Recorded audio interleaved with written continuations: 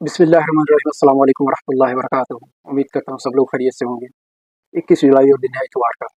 सबसे पहले फरमान इलाही, अल्लाह के नाम से जो बड़ा मेहरबान नहायत रहम वाला है, जिसकी महर मुश्की होगी तो शायकीन को चाहिए कि इसी से रग़बत करें। और इसमें तस्नीम के पानी की आमेज़श होगी। वो एक चश्मा है जिसमें से अल्लाह के मुकर्रब पिएंगे।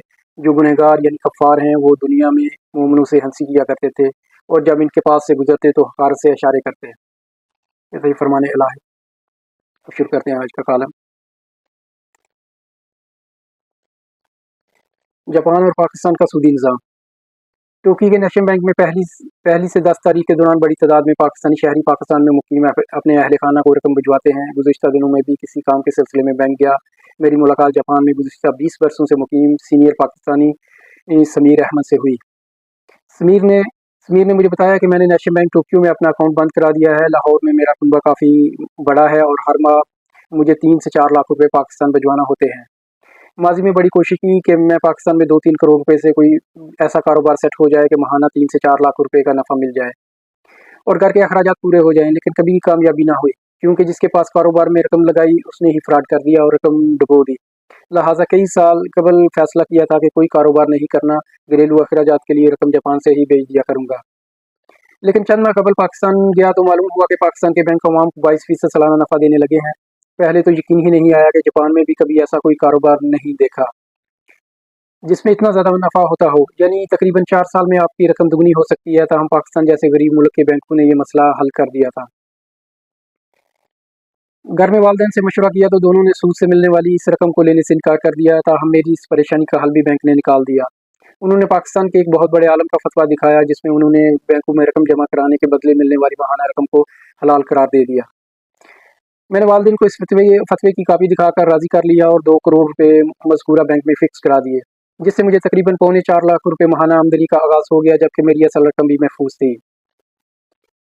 समीर बड़ी खुशी से मुझे अपनी माहाना आमदनी की कहानी सुना रहा था, लेकिन मैं इस पूरे मामले को किसी और ज़ाविये से देख रहा था। पाकिस्तान में हुकूमत ने सूद की शरह अफसोसनाक हद तक बढ़ा दी है, जिसकी वजह से आम आदमी सूदखोर हो गया है, क्योंकि पाकिस्तान में कारोबार करना इतना मुश्किल कर दिया गया है कि लोग कारोबार करने से ज़्यादा अब पैसा बैंकों में रखकर माहाना आमदनी के हसूल को सहूलत समझने लगे हैं। अवाम ने माजी में प्रॉपर्टी तिजारत इंडस्ट्री से पैसा निकाल कर या तो बैंकों में जमा करा दिया या सोने की खरीदो फरोख्त और स्टॉक एक्सचेंज में लगा दिया है। इसका नतीजा ये निकला है कि दौलत चंद हाथों में सिमट कर रह गई है, जिससे मुआशरे में गुर्बत में मजीद इजाफा हो रहा है। हुकूमत को फौरी तौर पर ऐसे इक़दाम करने होंगे जिससे दौलत चंद हाथों तक महदूद न रहे बल्कि हरकत में रहे। यहाँ जापान जैसे गैर मुस्लिम मुल्क की मिसाल हमारे सामने है, जहाँ शरह सूद अवाम के लिए सिफर, जबकि बैंकों और दीगर मालियाती अदारों के लिए -1% है। यानी अगर अवाम बैंकों में रकम रखेंगे तो उन्हें बैंकों की जानब से कोई सूद या नफ़ा नहीं मिलेगा, और अगर बैंक अपनी रकम स्टेट बैंक के पास रखेंगे तो उन्हें स्टेट बैंक को रकम रखवाने का किराया अदा करना होगा। हुकूमत की इस पॉलिसी का फ़ायदा ये हुआ है कि जापान में कारोबारी सरगर्मियाँ बहुत बढ़ गई हैं। अवाम अपनी रकम बैंकों में रखने की बजाय कारोबार में लगाना पसंद करते हैं, ताकि इनकी आमदनी में इजाफा हो सके, जबकि बैंक कारोबारी अदारों और अवाम को 1 से 2% शरह सूद पर लोन देने के पाबंद हैं, जिससे कारोबारी अदारे अपने कारोबार को बढ़ाने के लिए बड़ी तादाद में बैंकों और मालियाती अदारों से लोन हासिल करते हैं, ताकि इनके कारोबार में इजाफा हो सके और 1 से 2% लोन अदा करने में इन्हें कोई तकलीफ भी ना होती।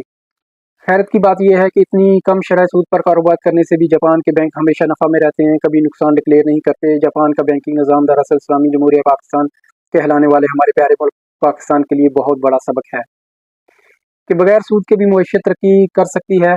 दौलत को चंद हाथों में सिमटने से बचाने के लिए भी हमारे दीन में ताकीद की गई है, जिसकी ज़िम्मेदारी रियासत पर आयद होती है।